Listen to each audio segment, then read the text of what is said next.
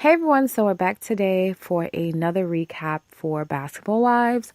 So we are back in Amsterdam, and the first thing I want to talk about is just the division amongst the girls. So everyone's basically grouping together, doing their own thing.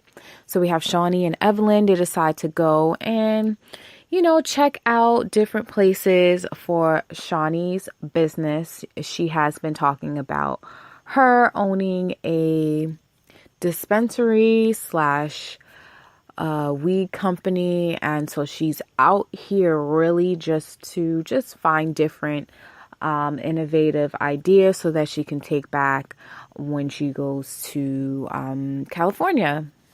So anyway, the next scene I want to talk about the other girls, which is everyone else except for Shaunie and Evelyn. They decide to go and, do their own thing. And so they're on the bus, and obviously the girls are split up. So we have Malaysia and Kristen sitting together, and OG, CeCe, and Jackie in another side of the bus. Now, Kristen and Malaysia are still talking about CeCe, and at this point, it's just getting so annoying and frustrating because, like, outside of the show, they are really family. So I really feel like, there needs to be more effort made, and I just honestly don't like the way that Kristen is just so quick to just turn her back on CeCe. And it's just like the fact that she's doing it for girls that she just met for 0.5 seconds. So anyway, I feel like the comment that was initially made about when CeCe was upset and she said, look, everyone keeps questioning my work and what I do. How about we go to everyone else's job and see how they would like it? And of course, the ones that don't have a job had a problem with it.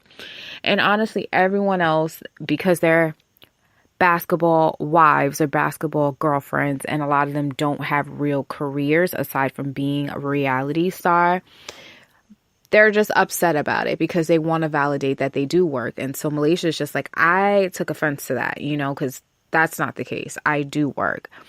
And I just really feel it's the way that Kristen switched up CeCe's words, which is why the girls don't understand what she really meant by it. But anyway, Malaysia made a good point. She's just like, look, if CeCe said that, she needs to own it. Like, why is she backtracking on it? Just say you said we don't have a job, and that's that. But honestly, I feel like looking back on everything, I wish that it could be conveyed that it wasn't like that. So, moving on to the next scene. So all of the girls finally decide to come together since the last time they all were at dinner. This is the first time that they're actually seeing each other. So they go on a boat ride, and initially it's like very quiet. No one's really talking to each other. But there was some form of conflict resolution in a sense where Evelyn and CeCe did decide to squash things. But, once again, everyone's just on CeCe about apologize, about what you said, about the work comment, and, what you said about Evelyn and all of this. And you know what? CeCe's just tired of it because you can tell she's really not that girl. So she was just like, all right, I'm sorry, Evelyn, if I called you Evelina and, Tweedledee, Tweedledum. It was just I was upset because of the way that you, didn't give me a chance in the beginning. And honestly, Evelyn did not give her a chance from the beginning. Her and Jen both were talking about her, about what they heard about her. And it wasn't just like a lighthearted, shady comment. It was just really just hurtful and coming from a just horrible place. And it questioned her integrity and who she is as a woman. So I understand why CeCe was so frustrated, because it's just like, you don't even know me and you're saying these things and you're saying it to everyone else but me. So when it gets to me, because once again, Kristen's the one that came to me the same way she came to you guys, I feel a certain way about it. So I do feel like your name is Evelina because what you did was evil. But moving forward, CeCe apologized, and then Evelyn was like, well, I apologize too, but it was just so insincere. And like last week, because of the episode that aired with her using a racial slur towards CeCe, she came out and made this long video, and I did do a video about that on my channel, so make sure you check it out, apologizing. But we all know it wasn't real, it wasn't sincere. And she did say like, oh, I apologized to her and I told her how I felt, and we seen the scene, and honestly what I saw was just a fake apology. Anyway, within that same conversation, Jackie did say, you know what, is there anything else we need to get out on the table? Because, you know, Jackie really honestly wants everyone to have a good time.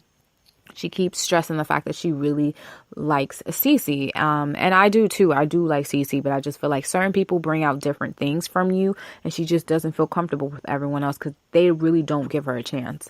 And they've said some disgusting things about her. So anyway, Malaysia just calls out CeCe in this moment, and she was just like, look, I'm tired of this. Like, we are family. Like, what's your deal with Kristen? And honestly, Kristen and CeCe, you know, their dynamic is a bit more deeper because they are, you know, as far as like outside of the show, they are really family as well. You know, like Kristen is CeCe's, I guess, stepdaughter-in-law, and so there's some other things that comes out during this episode. And initially CeCe was just like, I don't really want to get into it, but Kristen just decides to just say, well, I, you know, have a problem with you because you had sent me a message previously saying that I was not welcome with my husband to any more dinners, and just a whole bunch of nonsense I really don't want to get into. I really don't care because it's their family issue. They just honestly need to fix it, and Kristen needs to just let it go. Just sit down with her and just talk to her. So anyway, even with all that, they both decided, look, it's just something we need to talk about another time. But Kristen did put it out there, and CeCe, unfortunately, which I didn't like, is she didn't tell the full truth of why she did what she did. But at the same time, because Kristen did bring it out on camera, we are getting bits and pieces of everything. So moving forward, so OG did feel, you know, at that point that, you know, it's like with CeCe, she's damned if she do, she's damned if she don't. It's just like she could never do any, you know, wrong or right in these people's eyes. But, you know, no one really stands up for CeCe. I can definitely say that, and I don't like that.